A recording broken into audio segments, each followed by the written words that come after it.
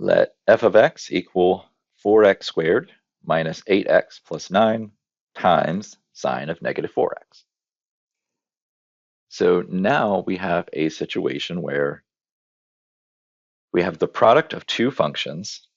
So I have one function here and another function here. And these are being multiplied together. So 1, 2, and they're multiplied. So that tells me I need to use a product rule. Okay, so the product rule says to take the first times the derivative of the second plus the derivative of the first times the second. Let's start there. All right, so using the product rule, what I'll do is I'll take the first function times the derivative of the second. Now, you don't necessarily have to do the derivative in this step. You can just say d dx of sine negative 4x, and basically you're just telling yourself, okay, hey, in a moment, in this next step, I'm going to need to handle this with a chain rule. It helps you separate one step of the problem from the next.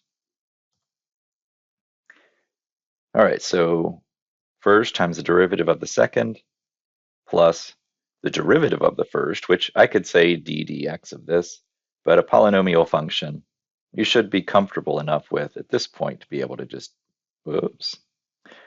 do this as is. So 8x minus 8. And then we leave the second function alone because it's the derivative of the first times the second. So there's nothing to worry about here. So all we need to concentrate on then to get the final derivative is this function here. So I have an inner function of negative 4x and an outer function of sine. So this part is done. I'll leave it alone. Now the derivative of sine of negative 4x. So it's derivative of the outer function, which makes that now cosine. You leave the inside function alone, and then multiply by the derivative of the inside function. Okay, so there's our derivative of that using the chain rule.